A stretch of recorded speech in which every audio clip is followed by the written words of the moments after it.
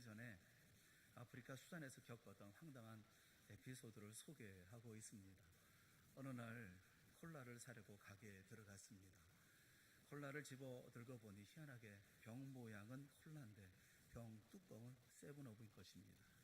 더 이상한 것은 그 콜라병 안에 들어있는 액체가 노란색 액체였던 것입니다. 그 가게 주인에게 물어보았습니다. 그랬더니 가게 주인이 얘기하기를 자기 나라는 원래 가난하기 때문에 모든 것을 다 재활용해서 사용하는 것이다. 그런데 내용물에 대해서는 걱정 안 해도 된다. 틀림이 없다. 그 대답을 하는 것입니다. 주인의 말을 믿은 목사님이 그 콜라를 샀습니다. 그런데 그 안에 담긴 것을 먹어보니까 그건 콜라가 아니라 오렌지 맛이 나는 판타였던 것입니다. 그래서 가게를 다시 찾아가서 항의를 했습니다. 콜라를 샀는데 이 안에 담긴 것은 판타더라. 그랬더니 그 주인이 자기 나라에서는 내용물과는 상관없이 병 모양이 콜라면 그냥 콜라라고 부른다고, 병 모양이 판타면 그냥 내용에 상관없이 판타라고 부르고, 그렇게 사이다면 사이다라고 부른다는 거예요. 이런 황당한 에피소드를 소개하면서 이 목사님이 아주 심각한 이야기를 합니다. 요즘 들어 이 시대의 기독교를 살펴보면 기독교가 마치 그런 모습을 하고 있는 듯 합니다. 겉모양은 기독교이고 타이틀은 교회인데 실제 내용물은 인본주의 예외와 가르침이 점점점 늘어가고 있는 이런 추세는 현대교회 위기를 더욱 증폭시키고 있습니다 라고 말합니다. 이런 이야기를 들으면서 떠오르는 하나님의 말씀이 있어요. 디모데후서 3장 5절 말씀에 보면 경건의 모양은 있으나 경건의 능력은 부인하니 이 같은 자들에게서 내가 돌아서라 말씀하고 계십니다. 에스더서를 읽어보면 독특한 한 가지를 발견할 수 있는데 그것은 에스더서에 잔치가 많이 등장한다는 것입니다. 에스더서를 시작하면서부터 잔치 이야기가 시작이 되어져요. 1장 2절 3절 말씀에 보면 아하수에로 왕이 모든 지방관과 신하들을 위해서 잔치를 벌입니다. 5절에 보면 수산에 있는 백성을 위해서 7일 동안 잔치를 했습니다. 9절에 보면 여인들을 위해서 잔치를 합니다. 이 보면 왜 이렇게 잔치를 많이 하는 걸까? 무슨 잔치를 이렇게 많이 하는 걸까? 그 이유 중에 첫째는 자기 과시입니다. 1장 4절 말씀에 보면 왕이 여러 날 곧 180일 동안에 그의 영화로운 나라의 부함과 위엄의 혁혁함을 나타내니라 이렇게 말씀하고 있습니다. 잔치를 무려 1년의 절반인 180일 동안 잔치를 합니다. 1년에 한 6개월 동안은 잔치를만 벌이고 있는 것입니다. 왜 그러냐면 자기 나라의 부여와 찬란함의 그 뛰어남, 혁혁함을 과시하고 자랑하고 싶은 것입니다. 아하수에로는 심지어 자기 아내도 자랑하죠. 물론 그러다가 크게 격분하는 그런 일이 벌어지긴 했지만 아하수에로는 자기가 가지고 있는 어떤 것이라 할지라도 모든 것을 다 사람들에게 전시하고 보여주고 이렇게 얘기하고 그래서 자랑하고 과시하고 싶어하는 것입니다. 이 잔치의 두 번째 특징은 연결되는 것이지만 자기 과시에서 나타나는 또 하나의 현상이 뭐냐면 이 허영이라는 것입니다. 필연적으로 자기 과시는 허영으로 연결될 수밖에 없습니다. 에스더서 1장 6절과 7절에 있는 말씀을 우리 한번 같이 읽어봤으면 좋겠어요. 찬찬히 한번 말씀을 보죠. 시작. 백색, 녹색, 청색 휘장을 자색 가는 배줄로 대리석 기둥 은고리에 메고 금과 은으로 만든 걸상을 화반석, 백석, 운모석, 흑석을 깐 땅에 진설하고 금잔으로 마시게 하니 잔의 모양이 각기 다르고 왕이 풍부하였으므로 어주가 한이 없으며. 화려하기 짝이 없죠. 각종 휘황찬란한 이런 모든 휘장들을 다 대리석에 걸어놓고 사방천지에 걸어놓고 화려하게 장식된 곳에서 금과 은으로 만든 그 걸상, 그 바닥 자체는 아주 희한한 백석, 화반석, 운모석, 흑석을 깐 땅 위에 그 의자를 놓고 거기에 앉아서 그 다음에 금잔으로 같은 모양의 것이 하나도 없는 금잔으로 술을 먹으면 맛이 좋을까요? 이거 허영이죠. 오늘 우리 시대가 그렇지 않습니까? 자기 과시와 허영, 이것이 오늘 우리가 사는 세상의 특징이 아닐까 싶어요. 세상에 신경 쓰는 것이 무엇입니까? 외모, 인맥, 지위, 학위, 재력 이게 따라주지 않으면 옷이라도 화려하게 입죠. 자동차도 멋진 자동차를 꺼내는 거예요. 외제차 꺼내고 다니는 거예요. 아파트, 좋은 아파트 자랑하는 거예요. 우리는 사람들에게 보여줄 잔치에 무척 신경을 쓰고 살아갑니다. 왜 이런 잔치를 즐길까요? 왜 이런 자기 과시와 이런 허영을 이 세상 모든 사람들 앞에서 그런 허영 덩어리로의 삶을 살까요? 삶의 중심이 없기 때문에 그렇습니다. 나라 같은 교회든 가정이든 인생이든 모두가 마찬가지예요. 중심이 없으면 흥청망청 되는 대로 자기 감정 중심의 삶을 살게 마련입니다. 아하수에로는 즉흥적으로 행동했던 사람으로 유명해요.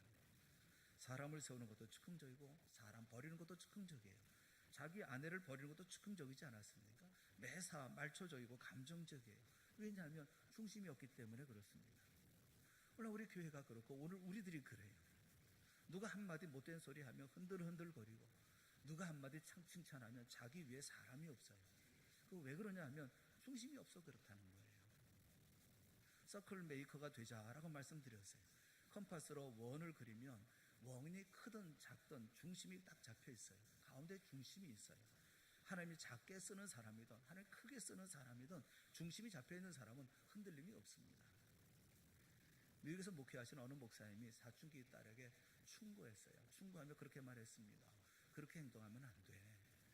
그러자 딸아이가 볼이 부은 채 아빠한테 대답을 하는 거예요. 아빠, 모두가 에브리바디 모두가 다 그렇게 해요. 그러자 목사님이 아버지가 그렇게 타일렀어요. 얘야, 너는 에브리바디가 아니야. 너는 모두에 속하는 사람이 아니야. 너는 하나님의 딸이야.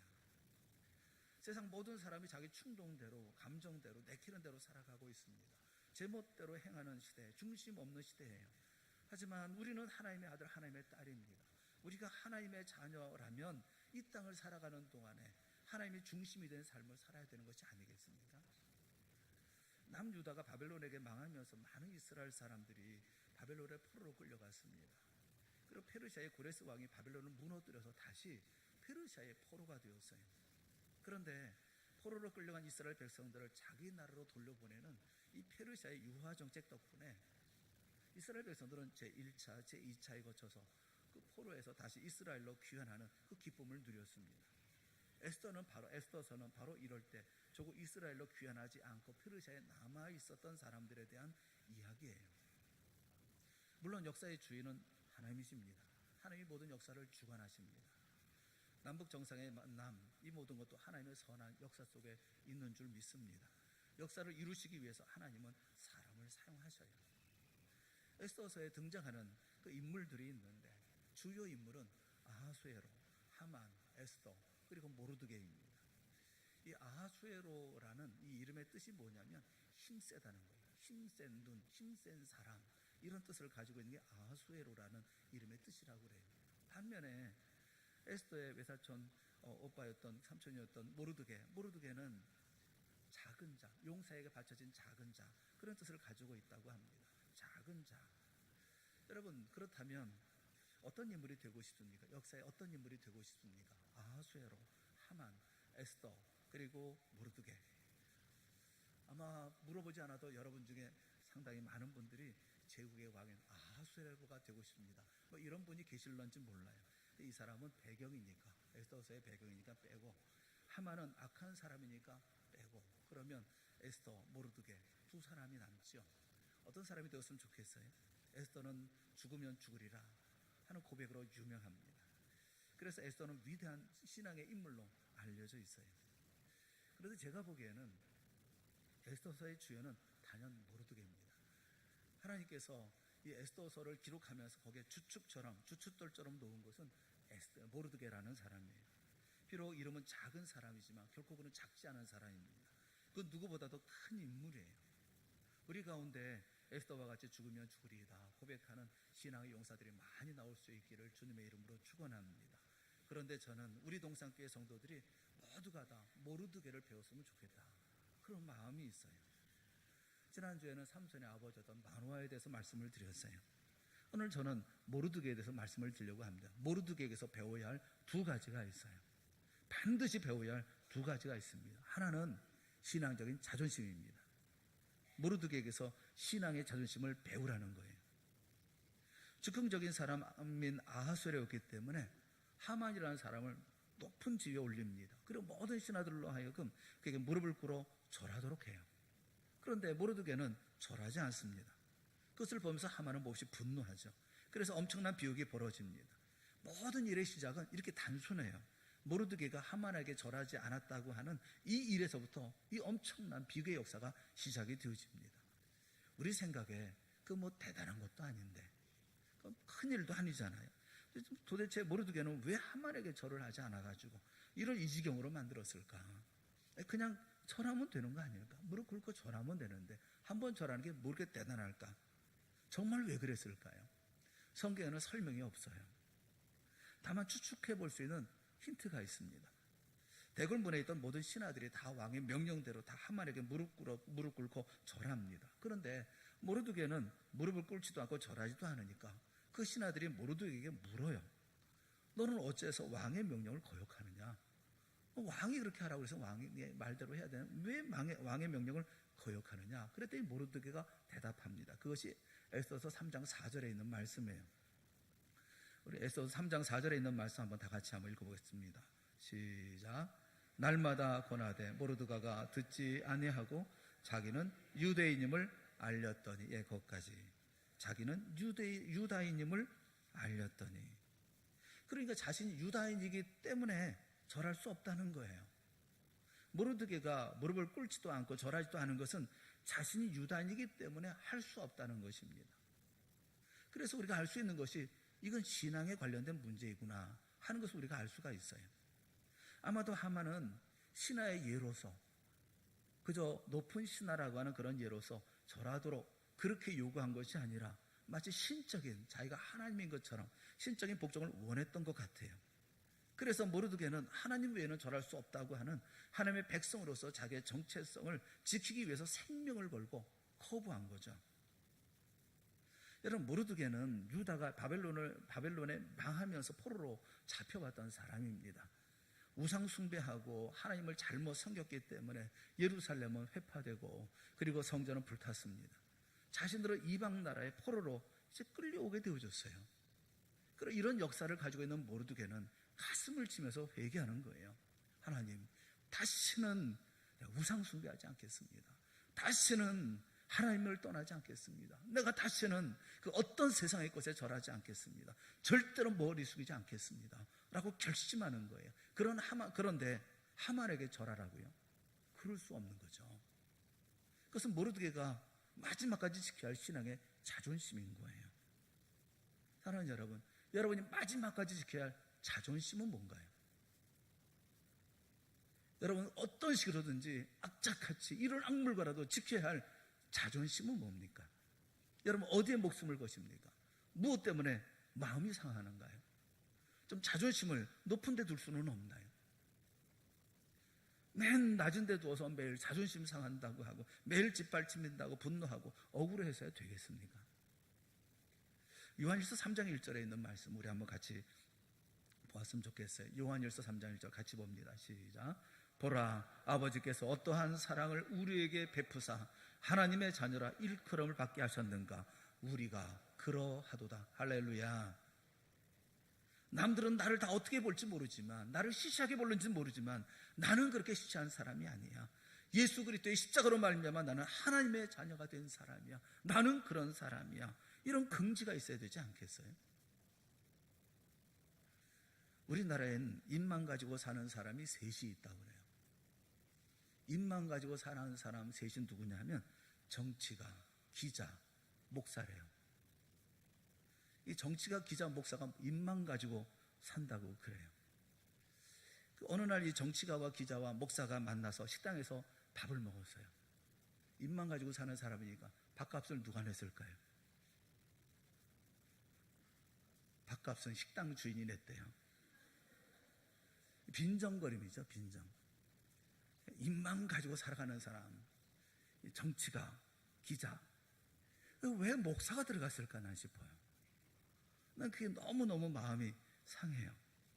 목사는 늘 대접받는 사람입니까? 입만 가지고 다니고 다 대접만 해주고 그러는 사람인가요? 얻어먹는 사람인가요? 목사가 음식값을 내면 안 되나요? 목사는 섬기는 사람이에요. 그런데 자기를 모르는 거예요. 그러니까 늘 대접만 받으려고 하는 거예요.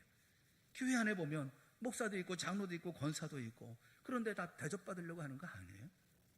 어느 순간 권사가 되니까 이젠 대접해줘야 된다는 거예요. 이제는 목사가 됐으니까, 장로가 됐으니까 대접하라는 거예요. 그래서 입만 가지고 산다는 소리 듣는 거 아니에요? 17세기 체코의 교육학자인 존 아모스 코메니우스라는 분이 계십니다. 그분은 사람이 가지는 어떤 이 지식 형성의 과정이 있는데, 이 지식 형성 과정을 세 가지로 말해요. 우리 사람이 지식을 가지려고 할 때 세 가지의 형성 과정이 있다는 겁니다. 첫째는 감각을 통해서 우리 지식을 쌓는다는 거예요. 보고 듣고 만지고 느끼고, 그래서 우리가 지식을 얻는 거예요. 둘째는 건강한 이성, 그래서 이해하고 판단하는 거예요. 어떤 사물을 보고 이해하고 판단하고 기억하고 분석하고 논리적으로 이해함으로, 그래서 그 지식을 얻는 거예요. 근데 세 번째가 중요해요. 세 번째는 뭐냐면 바른 신앙. 다 본다고 하는 게 아니에요. 다 생각해서 하는 게 아니에요. 그 이상의 세계가 있어요. 이것을 통해서 믿음으로 아는 거예요. 그래서 우리의 지식이 형성되는 거예요. 사랑하는 여러분, 여러분은 누구예요? 우리는 누굽니까? 성경 우리에 대해서 말씀하고 있어요. 5장 8절, 에베소 5장 8절 말씀 우리가 한번 같이 보겠습니다. 시작. 너희가 전에는 어둠이더니 이제는 주 안에서 빛이라. 빛의 자녀들처럼 행하라. 아멘. 너희가 전에는 뭐였어요? 어둠이었더니 이제는 주 안에서 빛이라. 빛의 자녀들처럼 행하라. 에베소 5장 9절, 그 다음 절 말씀. 빛의 삶이 뭡니까? 5장 9절에 있는 말씀 같이 시작. 빛의 열매는 모든 착함과 의로움과 진실함에 있느니라. 사랑하는 여러분, 하나님의 자녀로서의 자존심을 지킨다는 게 뭐냐면 빛의 자녀로서 삶을 살아가는 거예요. 빛의 자녀는 어떻게 삽니까? 착하게 사십시오. 의롭게 사십시오. 진실하게 사십시오. 나라가 망하고 자신은 포로로 끌려와 있지만 다니엘은 여전히 신앙의 자존심을 굽히지 않고 있어요. 다니엘서 6장 10절에 있는 말씀을 보면 우리가 꼭 봐야 되는 말씀이 있습니다. 다니엘서 6장 10절에 있는 말씀 같이 봅니다. 다니엘이 이 조서에 왕의 도장이 찍힌 것을 알고도 자기 집에 돌아가서는 윗방에 올라가 예루살렘으로 향한 창문을 열고 전에 하던 대로 하루 3번씩 무릎을 꿇고 기도하며 그의 하나님께 감사하였더라. 아멘. 저는 이 말씀에 감동적인 말씀이 있어요. 창문을 열고 전에 하던 대로 누구의 하나님? 그의 하나님께 감사하였더라. 위험한 상황인데 기도하더라도 창문 닫고 하면 되지 않겠어요? 그런데 창문을 열어요. 창문을 활짝 열어요. 그것이 다니엘의 신앙의 자존심이에요. 죽으면 죽었지 비굴하게 살지 않겠다는 것입니다. 우리 모두가 신앙의 창문을 열기를 바라요. 힘들고 어려울수록 우리의 창문을 더욱 활짝 여는 우리 모두가 되어질 수 있기를 축원합니다. 누가 볼세라 창문 닫고 커튼 치고 쉬쉬하고 그러지 마세요. 당당한 그런 성도, 당당한 교회, 그런 이들이 되어졌으면 좋겠어요. 사도 바울을 보세요. 사도행전 26장에 보면 죄수의 신분으로 아그리빠 왕에게 신문을 받고 있습니다. 신문을 받고 있는 것입니까? 전하고 있는 것입니까? 사도행전 26장 28절 말씀 한번 보세요. 같이 보겠습니다. 아그리빠가 바울에게 이르되 내가 적은 말로 나를 권하여 그리스도인이 되게 하려 하는도다. 놀랍지 않아요? 누가 누구를 신문하고 있는 것입니까? 신문을 받는 죄수가 지금 신문하고 있는 왕에게 복음을 전하고 있어요. 그래서 아그리빠는 어이없어 합니다. 네가 나를 이렇게 어이없어 해요. 그런 아그리빠 왕을 향해서 사도 바울이 계속해서 말합니다. 그것이 사도행전 26장 29절이에요. 같이 봅니다. 시작. 바울이 이르되 말이 적으나 많으나 당신뿐만 아니라 오늘 내 말을 듣는 모든 사람도 다 이렇게 결박된 것 외에는 나와 같이 되기를 하나님께 원하나이다. 대단하지 않아요? 자신만만하지 않습니까? 바울은 이렇게 외치고 있는 거예요. 당신은 나를 감옥에 가둘 수도 있습니다. 나를 죽일 수도 있습니다. 그러나 당신은 결단코 나를 넘어뜨리게는 할 수가 없습니다. 왕이시여, 지금 내 말을 듣는 여러분 모두요, 모든 사람이 이렇게 나처럼 결박된 것 외에는 나와 같이 되기를 원할 뿐입니다. 여기 사도 바울의 신앙의 자존심이 있는 거예요.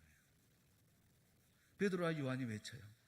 사도행전 3장 6절 말씀에 보면 베드로가 이르되 은과 금은 내게 없거니와 내게 있는 이것을 내게 주노니 나사렛 예수 그리스도의 이름으로 일어나 걸으라 하고 내게 있는 이것을 내게 주노라.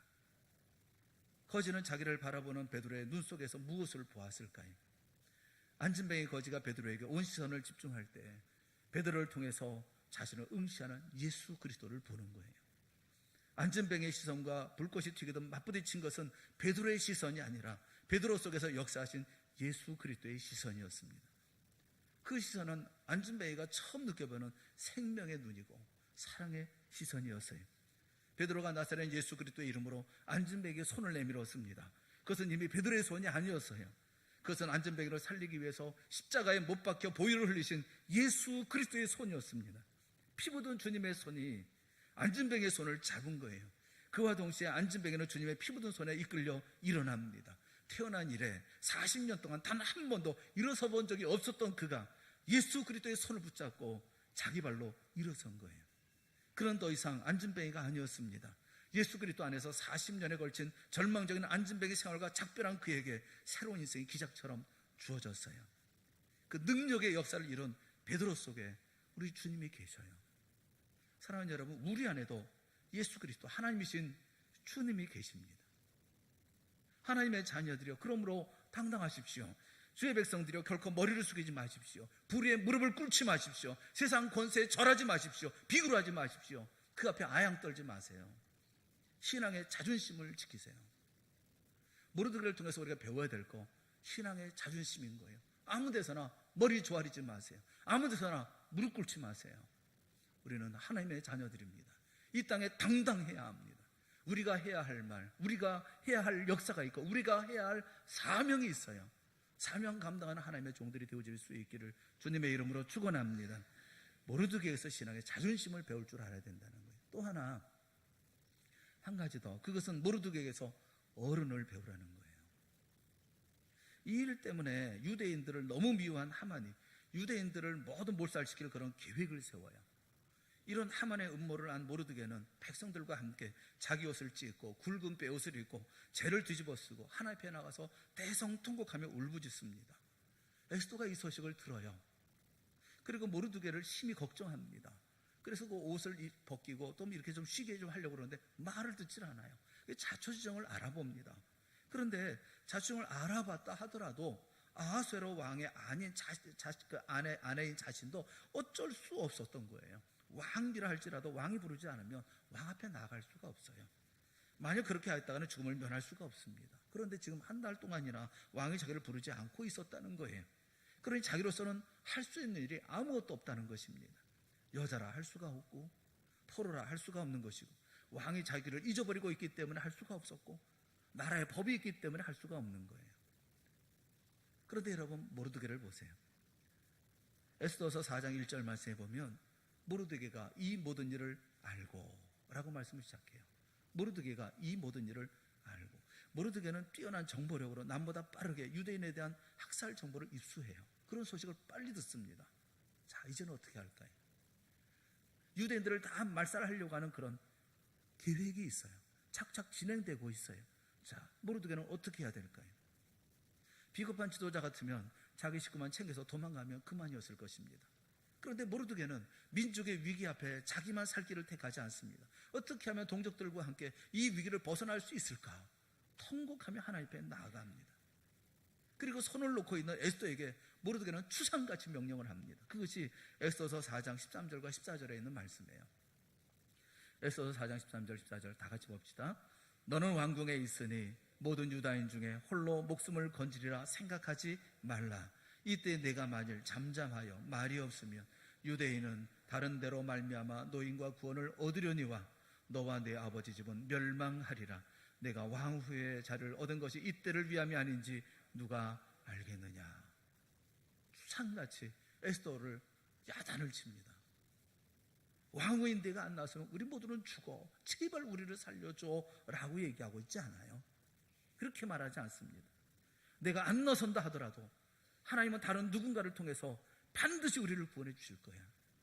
우리는 반드시 구원을 받을 거야. 내가 왕후의 자를 얻은 것은 바로 지금 이 일을 하라고 하나님께서 주신 것이 아니냐. 그런데 내가 마땅히 할 일을 해야 할 일을 하지 않는다면 너는 망할 거야. 사랑하는 여러분, 이것이 어른이 갖는 확신이에요. 신앙의 어른은 확신을 가지고 살아가는 거예요. 여러분, 우리는 망하지 않아요. 모르드게가 말한 것처럼 유대인들은 망하지 않아요. 하나님 앞에 기도하는 민족은 망하지 않아요. 하나님을 신뢰하고 하나님을 의지하는 민족은 망하지 않아요. 우리는 절대로 망하지 않습니다. 여러분이 어떤 형편에 있든지 우리는 망할 수가 없어요. 옆에 있는 분들한테 한번 얘기하면 좋을 것 같아요. 나는 망하지 않습니다. 우리는 망하지 않습니다. 한번 좀 얘기해 주세요.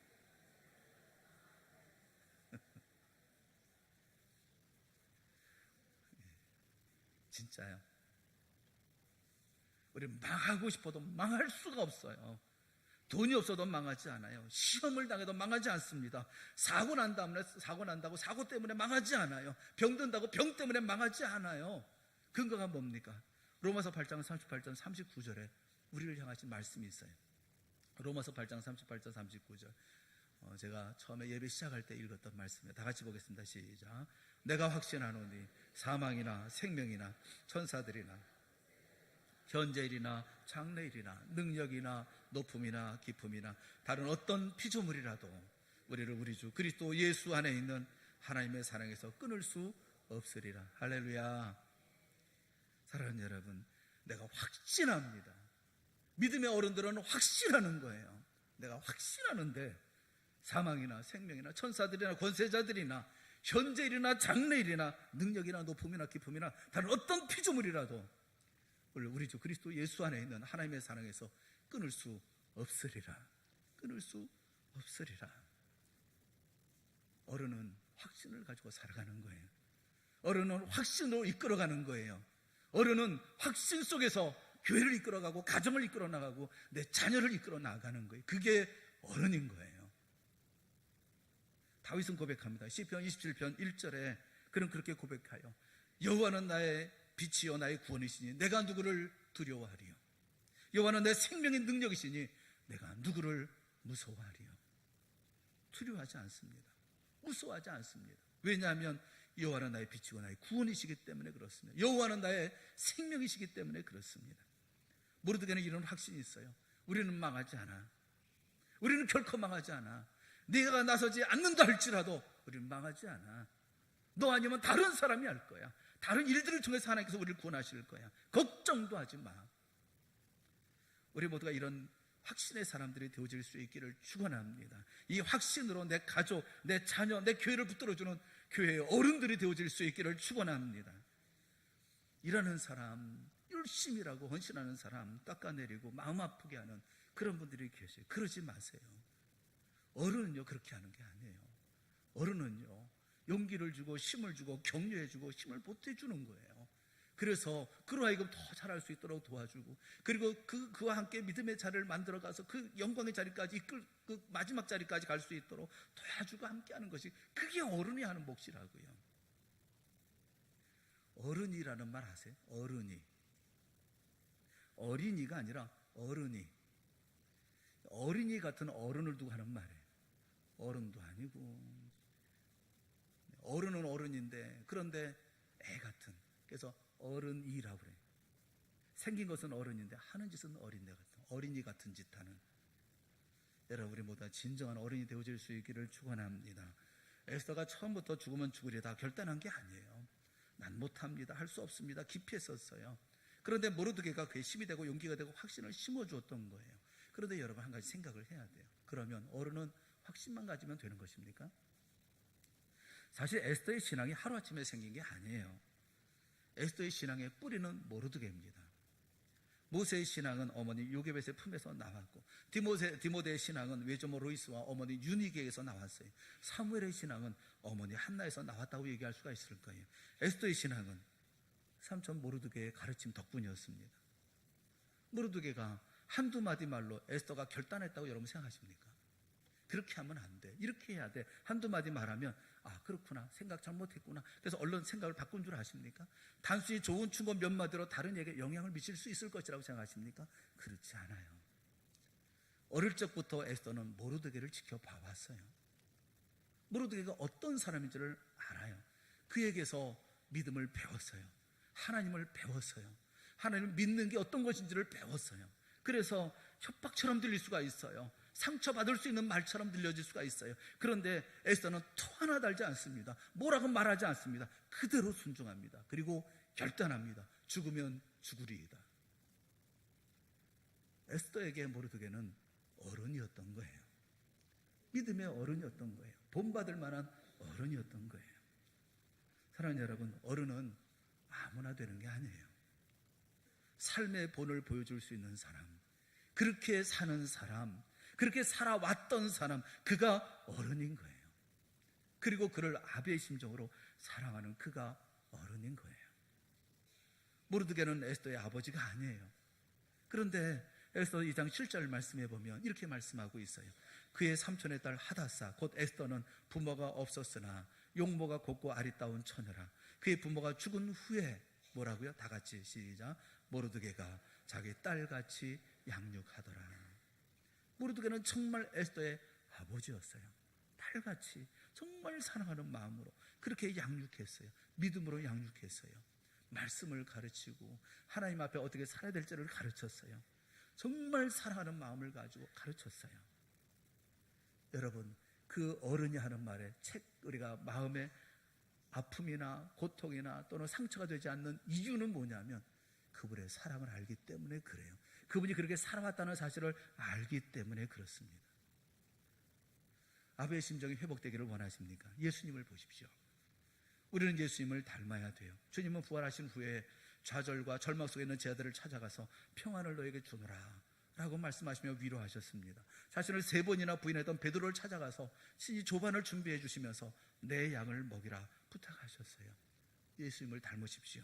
이 시대의 진정한 어른이 되십시오. 우리의 자녀, 우리 가정, 우리 교회의 중심축이 되어서 확신 있는 삶을 보여주고 그런 삶을 얘기할 때에 그들이 다 순종할 수 있는 이 교회의 어른들이 되십시오. 여러분 가정의 어른들이 되십시오. 이 시대의 어른들이 되십시오. 무릇들을 통해서 우리는 어른이 되어지는 것이 무엇인지 하는 것을 우리가 배워야 돼요. 남북 정상회담을 보면서 마음이 좀 급해졌어요.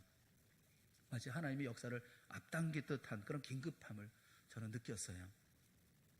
준비를 해야 되겠구나.